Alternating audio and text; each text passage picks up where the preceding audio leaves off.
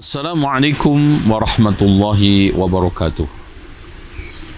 Alhamdulillah wassalatu wassalamu ala Rasulillah. Wa ba'd. Saudaraku seiman yang dirahmati Allah. Rumah tangga yang hebat selalu dihuni oleh suami istri yang hebat, ayah ibu yang hebat. Begitu juga anak-anak yang hebat. Di sana ada sosok seorang ibu pendidik yang hebat dan tangguh. Dan ibu ini dikatakan oleh sang penyair, al-ummu madrasatun in a'adattaha a'adatta sya'ban tayyibal a'rab. Ibu adalah laksana sekolah. Bahkan sebuah sekolah yang sangat mendasar, yang sangat penting sebagai batu awal untuk membangun karir kehidupan semua manusia, itu berawal dari seorang ibu yang tangguh. Nah, apa sih sebetulnya kriteria pendidik yang tangguh? Satu, sebagai seorang perempuan yang menjadi pendidik yang tangguh, dia harus bertanggung jawab penuh terhadap pilihan hidupnya. Ketika seorang memilih satu warna kehidupan, satu kegiatan, dia harus bertanggung jawab penuh.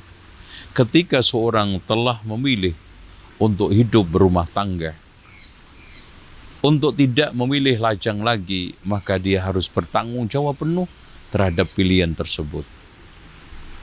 Saya sekarang sebagai sosok istri, sebagai anak ini, sebagai ibu anak-anak, dan sebagai pendidik, maka harus tanggung jawab itu semua.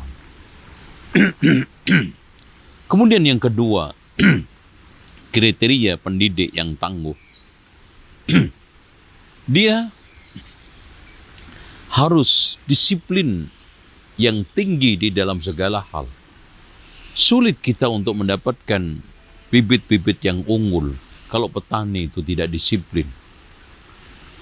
Sulit untuk mendapatkan panen yang menyenangkan, yang menggembirakan kalau petani-petani itu adalah malas. Maka petani yang ulet, petani yang kerja keras itulah petani yang akan menikmati panen raya begitu dahsyat. Apalagi dikatakan oleh Imam Al-Ghazali bahwa mendidik itu seperti proses cocok tanam. Seorang petani yang ingin mendapatkan hasil yang sempurna harus menyiangi rumput, menghilangkan ilalang dan onak duri sehingga tanaman tumbuh dengan baik. Kemudian kriteria sebagai seorang pendidik yang tangguh, ibu yang hebat, dia harus berorientasi pada kebaikan. Apapun, dari mulai bangun, tidur, sampai tidur lagi, yang diniatkan adalah untuk mengejar kebaikan. Yang diinginkan adalah ingin menjadi orang baik. Yang diinginkan adalah melahirkan generasi-generasi yang baik. Cinta kebaikan itulah asas dasar bagi seorang pendidik yang tangguh. Kemudian yang tidak kalah pentingnya, yang berikutnya adalah dia memiliki tujuan hidup yang jelas. Ya, tujuan hidup yang jelas itulah akan menggiring seseorang untuk memplanning berbagai macam tujuan dengan planning yang jelas, dengan planning yang terang, didasarkan atas berbagai macam ilmu-ilmu yang bermanfaat. Kemudian yang tidak kalah pentingnya, seorang pendidik tangguh selalu membekali ilmu agama yang bermanfaat. Karena sulit seorang mendidik dengan pendidikan yang benar tanpa ilmu, apalagi ilmu agama yang minim. Dengan demikian, camkan dengan baik. Seharusnya seorang pendidik setiap harinya bergumul dengan ilmu, rajin hadir ke majelis ilmu, dan hari-harinya selalu dihiasi dengan ilmu. Karena ilmu itulah sebagai pencerah, sebagai cahaya. Al-ilmu nurun, termasuk cahaya untuk membimbing buah hatinya supaya mendapatkan jalan yang terang dalam kehidupannya.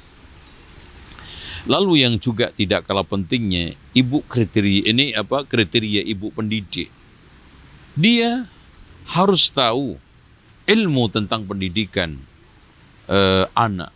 Dia harus tahu tentang psikologi anak. Dia juga tahu tentang bagaimana tahapan-tahapan umur anak itu. Dari tahapan 0 sampai 4, apa yang harus dilakukan oleh seorang ibu. Dari mulai 5 sampai 7, langkah-langkah pendidikan apa yang harus ditempuh oleh seorang pendidik. Kemudian dari mulai 8 sampai 14 dan seterusnya. Ya. Dan juga yang tidak kalah pentingnya, orang tua harus memiliki perencanaan pendidikan masa depan untuk anak-anaknya. Perencanaan masa depan ini penting. Karena kalau orang tidak memiliki perencanaan masa depan pendidikan anaknya, maka akan disorientasi. Dan juga yang tidak kalah pentingnya, orang tua, seorang pendidik yang tangguh, ya, dia harus memiliki langkah-langkah nyata untuk mengarahkan anaknya supaya bisa menggali bakat dan minatnya dengan baik. Karena setiap anak punya potensi, setiap anak punya bakat, setiap anak punya minat. Nah, di sini bagaimana orang tua bisa mengembangkan bakat minat anak itu dengan baik, sehingga potensi paling dalam itu bisa tergali dengan sempurna. Makanya orang tua harus yakin tidak ada anak yang lemah. Yang ada adalah anak yang belum mampu menggali kekuatannya.